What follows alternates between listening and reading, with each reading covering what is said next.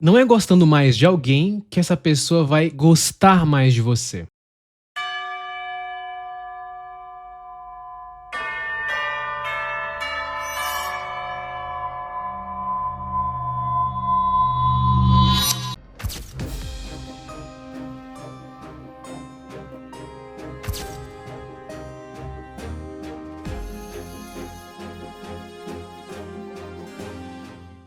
Algumas pessoas têm uma dificuldade maior de lidar com frustrações. O personagem de hoje, o personagem Mikagirel, ilustra bem isso. Como eu mencionei anteriormente no vídeo do Nag, o Rel foi a pessoa que incentivou o Nag a jogar futebol. E foi também a primeira pessoa a demonstrar um interesse genuíno nele. No entanto, esse interesse meio que foi evoluindo para uma espécie de obsessão. O Rel via o Nag com muito potencial. Ele meio que previa que o Nag seria alguém grandioso. E de alguma forma ele queria participar dessa jornada. Ele queria fazer parte disso. Boa parte do passado do Rel explica um pouco sobre esse comportamento obsessivo. O autor colocou de forma interessante como dá pra associar o passado dele com o que acaba acontecendo com ele no futuro. O ponto mais curioso é que Rel não teve um passado teoricamente traumático ou com muitos problemas. Só que ter um passado sem muitos problemas pode ser ruim também. O Rel veio de uma família rica. Na verdade, seus pais possuem uma empresa multibilionária. E é nesse contexto que ele vive, onde basicamente tudo que ele queria, ele poderia ter. Nada iria faltar pra ele. Tecnicamente, isso ajudou ele a crescer com muitas habilidades. Então, pelas várias oportunidades que ele tinha, ele acabou se tornando uma criança bem inteligente. Ele conseguia praticamente superar tudo, tanto pelo ambiente que favorecia ele, tanto pela dedicação também dele, e também por essa propensão inata à inteligência que ele possui. E tudo isso favoreceu que ele tivesse uma ótima vida, sem muitas frustrações. Tudo perfeito, né? Porém, o cérebro humano não funciona de forma tão simples assim. Por ter sido acostumado com tudo que queria, o Rel também achava sua vida meio que chata e monótona. Era como se ele não visse muitos desafios na vida. E esse foi o caminho que ele pavimentou para criar uma baixa tolerância à frustração. O ponto é que tolerar frustrações é uma coisa indispensável na vida. Quando sentimos frustração, nosso cérebro inicia uma cascata complexa de respostas neurológicas e fisiológicas. A amígdala, o centro de processamento emocional do cérebro, é ativada, desencadeando a liberação de hormônios do estresse, como o cortisol e adrenalina. Esses hormônios preparam o nosso corpo para uma resposta de luta ou fuga. Então aumenta a frequência cardíaca, a pressão arterial e a tensão muscular. A glândula pituitária libera neurotransmissores opioides projetados para produzir sentimentos de prazer e bem-estar para neutralizar o estresse. A dopamina também é liberada, particularmente no núcleo accumbens, justamente para reduzir a frustração, porque promove sentimentos de satisfação e motivação para superar desafios. Também é liberado serotonina, justamente para evitar a agressividade e a impulsividade, coisas que exacerbam a frustração. Ou seja, basicamente seu cérebro se esforça de várias maneiras para evitar as consequências da frustração a todo custo. Então ele vai tomar medidas para devolver você para o estado mais calmo novamente. É por isso que tolerar a frustração é algo indispensável para qualquer ser humano. Quem tem uma baixa tolerância à frustração costuma sofrer mais, que é o caso do Rel. No começo, o Nag pediu ao Rel que ele ficasse com ele até o fim. E de fato percebemos que o Rel provavelmente ficaria do lado do Nag até o fim. Temos essa impressão. Só que após o time do Nag e do Rel perder uma partida, o Nag decide sair do time, justamente para seguir a pessoa que ele acreditava que iria levar ele mais longe, que era o Izag. Isso foi uma espécie de traição por Rel. Impactou ele mais do que ele imaginava. Criou nele uma espécie de sensação de abandono, mostrando que ele não estava preparado para aquela perda, que ele não considerava que aquilo poderia acontecer. Todas as expectativas dele naquele momento eram meio que quebradas. E aí criou nele mais do que uma frustração, mas uma frustração crônica. Como mostra a pesquisadora Jay Brinker, a frustração prolongada pode levar a um estado de estresse crônico. Tem sido associado a vários resultados psicológicos e físicos negativos. A frustração ela pode contribuir para a ansiedade, depressão, também deixar você mais irritado e até mesmo diminuir a autoestima. Rel também meio que entendeu aquilo como uma espécie de rejeição. E a rejeição ela dói muito. Todo mundo que já passou por isso, eu já passei por isso. Só depois que eu me tornei psicólogo que eu fui entender o porquê da rejeição doer tanto para os nossos ancestrais. Ser rejeitado era meio que ser excluído socialmente. E a exclusão social meio que definiria que você quase queria morrer. Muito tempo atrás, a rejeição tecnicamente significava que você estaria correndo risco de vida. Diversos estudos de psicologia evolucionista sugerem que o cérebro humano desenvolveu mecanismos de alerta para detectar riscos de exclusão. É por isso que somos bastante sensíveis à rejeição, ou a sinais dela. Indivíduos que experimentaram rejeição social com intensa dor emocional apresentavam vantagem adaptativa. Ou seja, a rejeição, ela causa uma dor, porque essa dor faz você agir diferente, porque aí você fica mais propenso a agir de acordo com o comportamento da tribo. É por isso que a rejeição dói tanto. Ela evoluiu para nos proteger. Só que isso evoluiu e o tempo mudou. Hoje, ficar sozinho, tecnicamente, não é um sintoma de que você não vai sobreviver. Só que para o contexto do Blue Lock, faz sentido. Naquele ambiente, você precisa desenvolver conexões. Você não pode simplesmente ficar sozinho. Apesar do lema do Blue Lock ser o egoísmo, ficar sozinho gera uma desvantagem. Então percebe Sabe que todos nós temos uma necessidade fundamental de pertencer a um grupo? Quando somos rejeitados, essa necessidade se desestabiliza e a desconexão que sentimos aumenta a nossa dor emocional. E conectar-se com aqueles que nos amam ou entrar em contato com membros de grupos com os quais sentimos forte afinidade alivia a dor emocional após uma rejeição. E esse é o ponto. Quando nos sentimos rejeitados, podemos nos sentir inadequados, como se tivesse algo errado com a gente. E você começa a se questionar, porque é justamente a maneira do seu cérebro de procurar respostas, de entender o que aconteceu. Então você começa a questionar a si mesmo e as situações, procurando entender de fato o que estava errado, mesmo quando não tem nada errado. E esse processo gera uma enorme ruminação que acaba fazendo a pessoa que foi rejeitada perder muita energia nisso. E vemos isso no Rel, porque ele passa a não se sentir valioso o suficiente. Ele não se sente mais adequado. É como se tivesse algo errado nele. E aí o ponto é, cada pessoa reage diferente à rejeição. E pessoas como o Rel, que tem uma dificuldade em aceitar mudanças, em aceitar frustrações, lidam de forma pior. Rel sempre teve o que ele quer. Isso fez ele não desenvolver esse repertório de lidar com mudanças, de lidar com imprevistos. Porque, tecnicamente, a rejeição, você pode olhar pelo lado positivo dela, como se fosse uma dádiva. Na verdade, a rejeição é nada mais do que uma informação de que aquela situação não serve pra você. Do lado bom é que você tem outras opções. Sempre tem. O Rel viu o Nag como alguém muito importante, só que o Nag não viu o Rel da mesma forma. Ele sim, via ele como amigo, como alguém que tinha alguma importância. Só que para o Nag, chegar ao topo e encontrar novas pessoas que poderiam elevar o potencial dele era mais importante do que isso. Era mais importante do que estar ao lado dele. E isso foi que o Rel não conseguiu entender. Ele não conseguiu lidar com o fato de ele não ser suficiente pra ele. Quando alguém rejeita você, independente da situação, você pode perceber que esse caso serve pra qualquer situação de rejeição, no trabalho, amoroso, situações diversas. A rejeição, ela tem mais a ver, geralmente, com aquele que rejeita e não com o rejeitado. Às vezes o rejeitado não necessariamente fez algo errado. Só que pra perceber isso, tem que ter um bom nível de regulação emocional. Justamente para administrar o desconforto da rejeição e responder a ela de forma mais apropriada. Regulação emocional é a capacidade de gerenciar e controlar emoções, a fim de responder às situações na vida de forma mais produtiva. Pelas circunstâncias e o ambiente que o Rel teve, ele acabou não desenvolvendo muitas ferramentas para se regular perante uma rejeição, justamente pela falta de situações que ele não teve, de situações que faziam ele treinar esse sentimento, treinar o repertório para combatê-lo. Alguns estudos mostram que algumas pessoas sofrem de uma alta sensibilidade à rejeição. Isso leva a dificuldades em formar e manter conexões próximas. Indivíduos com alta sensibilidade à rejeição podem se envolver em comportamentos de autoproteção, como evitar qualquer tipo de intimidade emocional, ou terminar relacionamentos preventivamente, ou reagir exageradamente a uma rejeição percebida. Ou seja, a pessoa começa a evitar situações que ela queria ter pelo medo da perda. O que não acontece necessariamente com o Rel, porque na verdade a rejeição do Rel é por algo bem específico. É nessa situação do Nag. A reavaliação cognitiva é o que vai ajudar muito. Essa técnica envolve reformular a situação de uma forma mais positiva ou construtiva. Ao mudar nossa perspectiva, podemos reduzir a intensidade da frustração e abordar os desafios com uma mentalidade mais equilibrada. O Rel poderia, a partir dessa situação, entender que as pessoas têm vida própria, têm desejos próprios, e que ele não tem controle sobre ninguém, apenas sobre ele mesmo. E ele também poderia ver que essa situação fez ele se esforçar mais no futebol, porque de certa forma ele começa a canalizar essa raiva para melhorar o desempenho dele. E também perceber que existiam outras pessoas tão interessantes como o Nag, e que sim, existia sonho sem o Nag. E mais do que tudo, não levar a rejeição para o lado pessoal, coisa que o Rel estava fazendo. O Nag não queria causar um dano no Rel, mas ele fez isso pensando mais nos próprios interesses. Ele simplesmente queria seguir o seu próprio caminho. E aí, novamente, quando você é rejeitado, independente da forma de rejeição, procure focar em você, em aceitar a decisão da outra pessoa. Não adianta insistir, colocar argumentos ou qualquer outra coisa. A outra pessoa já tomou a decisão. E paradoxalmente, ela vai ver você melhor se você aceitar o que ela decidiu e não tentar convencer do que é certo ou não pra ela. Quando você insiste ou tenta convencer, você não percebe que está simplesmente tentando fazer outra pessoa te aceitar, como se você não fosse valioso o suficiente e precisasse mostrar o seu valor pra ela. Então essa é a verdade dolorosa, mas que todos nós precisamos ouvir. Não é gostando mais de alguém que essa pessoa vai gostar mais de você. A verdade é que muitas coisas na nossa vida já deixamos ir há muito tempo, só que às vezes não percebemos. Só prestamos atenção de fato quando seguramos algo. Quando algo ou alguém é muito importante, queremos segurar aquela pessoa. Só que as pessoas são livres para estarem onde querem estar. Não somos donos delas. Ao mesmo tempo que também temos responsabilidade em como os outros se sentem perante a gente. É um cálculo onde todos têm uma parcela. Então às vezes você é o rejeitado e às vezes você é a pessoa que rejeita. E é normal. Só precisamos lidar bem com isso. Não temos um manual de instrução sobre o que fazer da vida. É por isso que erramos. Por isso, não idealize ninguém demais. E nem coloque ninguém em um pedestal. Afinal, o pedestal para estátuas e não para pessoas. Curta, se inscreva e compartilhe.